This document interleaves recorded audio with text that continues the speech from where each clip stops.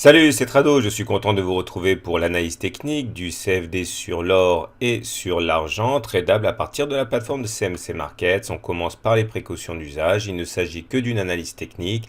Elle ne tient pas compte des fondamentaux. Il faut absolument tenir compte des fondamentaux en priorité pour acheter et pour vendre. L'analyse technique n'est là que pour optimiser les points d'entrée et de sortie. On commence par ce CFD sur l'or en unité de temps mensuelle. Chaque bougie ici correspond à un mois de cotation avec les plus bas et les plus hauts du mois. Et nous sommes donc ici. On voit à quel point ce mois est crucial, puisqu'une fois de plus, on va s'attaquer à cette oblique géante qui a capé les cours depuis tant de temps et qui a été si intraitable avec les cours, puisque chaque fois qu'on s'en est approché, on a subi un tir de barrage important. On verra à la fin du mois d'août si effectivement ce mois est le mois qui va faire basculer la balance du côté des haussiers. Pour l'instant, c'est en cours, mais on va dire que les haussiers sont en train de produire leur effort. On descend d'une unité de temps, on bascule en tendance hebdomadaire, chaque bougie correspondant maintenant à une semaine de cotation avec les plus bas et les plus hauts de la semaine. Nous sommes donc ici. Et là, il semble que nous soyons au début d'une tendance haussière naissante, mais pas véritablement avérée. Vous voyez, les pics montent, les creux montent. C'est toujours mieux que la période précédente où les pics descendaient et les creux descendaient. Donc c'est pas mal. En plus, on est repassé au-dessus de la moyenne mobile à 20 semaines qui elle-même est croissante. Donc vous voyez, on peut parler de tendance haussière naissante, mais il n'y a pas véritablement de quoi s'enthousiasmer pour l'instant. On n'a pas la violence des pics et des creux ascendants à laquelle on a pu assister auparavant. Donc pour l'instant, on va simplement dire que les choses se présentent pas trop mal.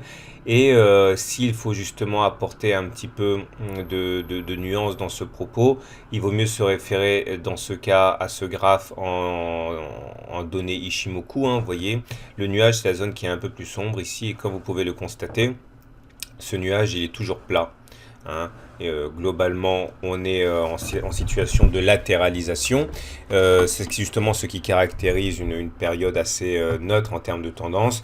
Et on peut clairement considérer que tant qu'on n'aura pas cassé la zone de résistance en haut vers 1300$ et la zone de support globalement à 1200$, on peut tout à fait envisager de faire des oscillations sans véritablement trouver une direction claire susceptible d'impulser un mouvement d'ampleur. Donc pour l'instant, on est en latéralisation sur une zone large de 1200-1300$ l'once. Mais bon, globalement, c'est pas mal pour l'instant. Il semblerait que si on arrivait à se débarrasser de cette grande résistance oblique ici, eh bien, dans ce cas, on pourrait aller tester le haut de la zone, mais encore une fois, vous l'aurez compris, tant qu'on n'aura pas cassé les 1300$ à peu près, on sera toujours dans l'expectative.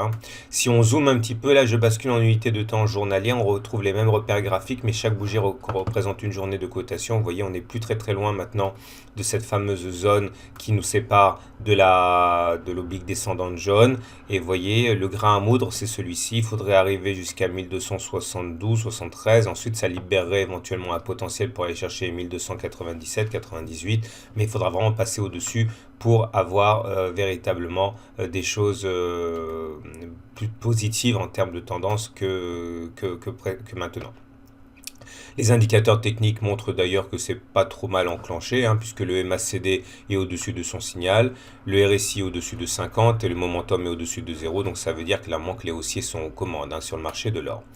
Dans ces conditions, effectivement, le ralliement de cette oblique ascendante relève du domaine du possible, et on verra comment ça se passe en cas de cassure.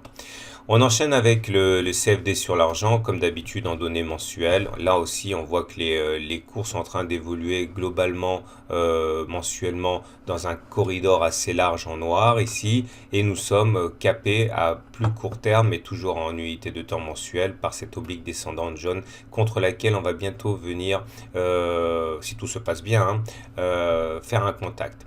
La tendance est également assez ambiguë. On va dire qu'au regard de la moyenne mobile à 20 semaines, c'est compliqué parce qu'on est au-dessus du moyenne mobile à 20 semaines qui descend. Donc c'est pas véritablement significatif d'une tendance haussière naissante. Regardez, ça s'est déjà produit là. Il faudrait en fait que l'on soit au-dessus du moyenne mobile à 20 semaines qui monte pour être positif, comme ça a été le cas par exemple là. Mais pour l'instant, avec des pics qui descendent et des creux qui descendent, on peut pas être totalement rassuré. On va dire que globalement c'est neutre. Et l'Ishimoku confirme, hein, puisque vous voyez, les cours sont dans une situation où finalement depuis quelques mois on latéralise, hein, on est dans un corridor assez horizontal.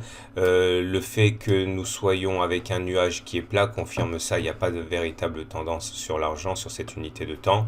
Et là aussi, je considère que tant qu'on n'aura pas cassé les 18,8 $ à la hausse ou les 15,5 $ à la baisse en clôture, on ne sera pas véritablement serein renseigné quant à la tendance de moyen terme. Pour l'instant, voilà, on latéralise. Là, l'intéressant à suivre, c'est cette résistance ici qui est également en train d'être combattue, hein. On essaie de passer au-dessus, mais c'est pas gagné. On est vraiment au contact de cette résistance. Les indicateurs techniques montrent que là aussi on n'est pas trop mal, hein, puisque le MACD est au-dessus de son signal, c'est assez clair. Par contre, le RSI, même s'il est au-dessus de 50 et que le momentum est au-dessus de 0, montre bien que la tendance haussière tend à s'affaiblir, hein, puisque globalement ce sont les haussiers qui tiennent le marché, mais ils le tiennent de moins en moins. C'est le sens de ces courbes qui descendent. Voilà la résistance qu'on a signifiée tout à l'heure en jaune, hein, je la reporte sur ce graphe journalier. Voilà, on est vraiment en train de batailler pour la passer. Si on la passe, effectivement, on pourrait être un peu plus rassuré pour la suite, tout en sachant que le vrai obstacle, il est là, aux alentours de 18 $ et quelques. Alors pour terminer sur une note très positive, je vous ai proposé ici une vague de Wolf, hein, on remonte en unité de temps hebdomadaire, attention, regardez, 1, 3, 5, une demi-droite qui descend et qui rejoint 3 sommets, 3 creux. Ça nous laisse la possibilité d'avoir une vague de Wolf 1, 2, 3, 4, 5 et en point 6 un contact avec la ligne 1, 4, 6. Bon, c'est pas toujours atteint, rien ne fonctionne à 100% en analyse technique, mais pour ceux qui croient au potentiel de l'argent, voilà du grain à moudre.